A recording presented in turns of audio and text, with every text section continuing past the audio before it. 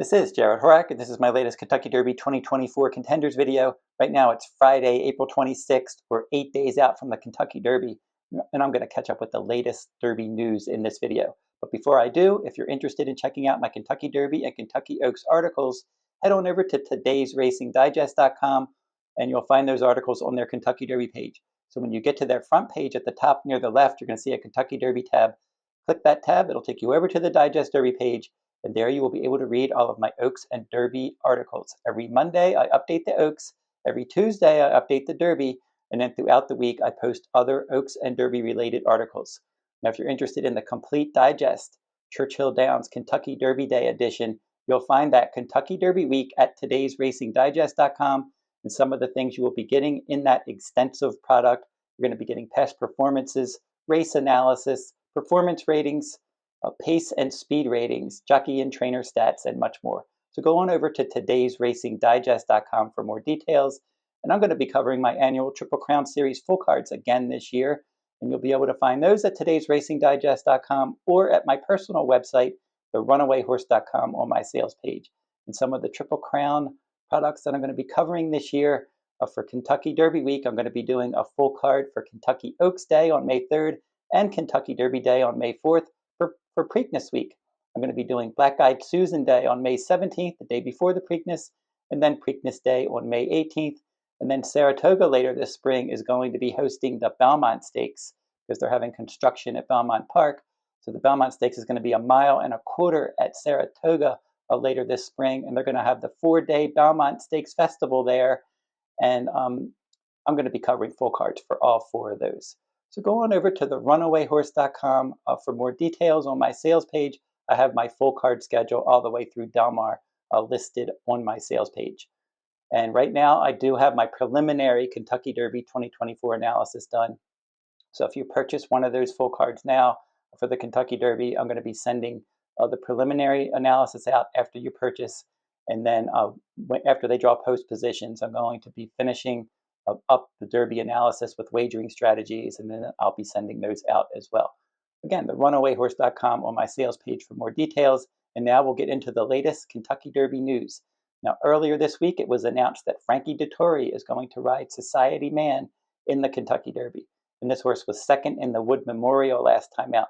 Another rider assignment was announced. Jose Ortiz is going to ride Catalytic for trainer Safi Joseph Jr., and he was second in the Florida Derby behind impressive winner Fierceness that day, and Fierceness is going to be your favorite in the Kentucky Derby. Now, Sierra Leone, my top-ranked Kentucky Derby contender since February. I had him early February. I moved him up to be my #1 Derby contender, and he's done nothing wrong this year, winning 2 graded races at 1 1/8 miles, the Risen Star Stakes and then the Bluegrass Stakes last time out. And he's a closer. But if you watch the Bluegrass Stakes and at least saw the lead up to it and the horses loading in the gate, you'll know that Sierra Leone held up the start there. He wouldn't go in the gate. It took him a few minutes, delayed the start a bit, but he did go in, and then he ended up winning that race.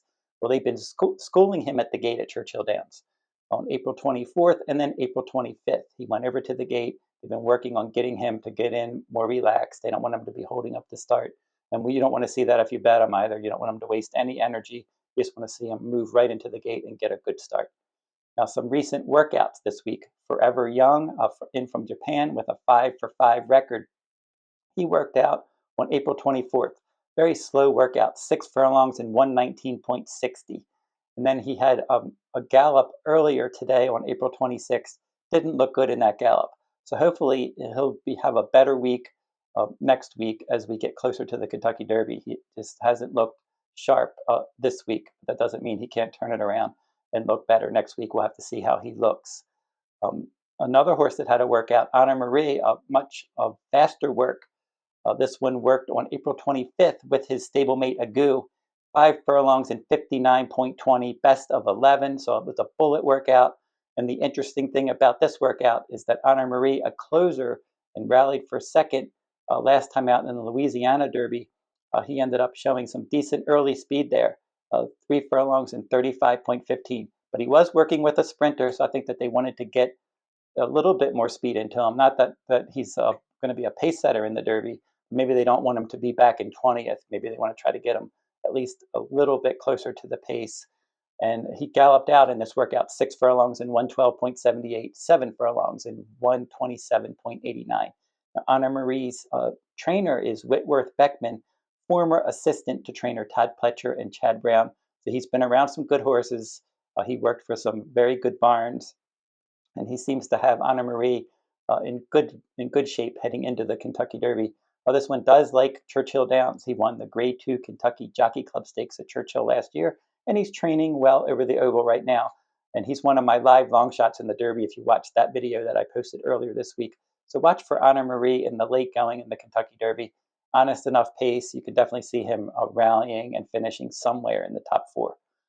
The next one is Endlessly. He had a workout, and he's one that hasn't been guaranteed to run in the Kentucky Derby. They're thinking they're either going to run him in the Kentucky Derby or they're going to run him in the American Turf Stakes, both of those races at Churchill Downs on May 4th. Endlessly's worked 4 times at Churchill, and his first 3 works weren't great. It didn't scream that, oh, he really handles dirt, they want to run him in the Derby, but he did have a much better work on April 26th. 4 furlongs and 47.80, 19th best of 68 on the day. He galloped out 5 furlongs in a minute point 58, 6 furlongs in 113.98. This is a horse with a lot of ability. He's done well on all-weather ground and turf, multiple stakes winner, coming out of a nice victory in the Grade 3 Jeff Ruby Stakes on all-weather ground.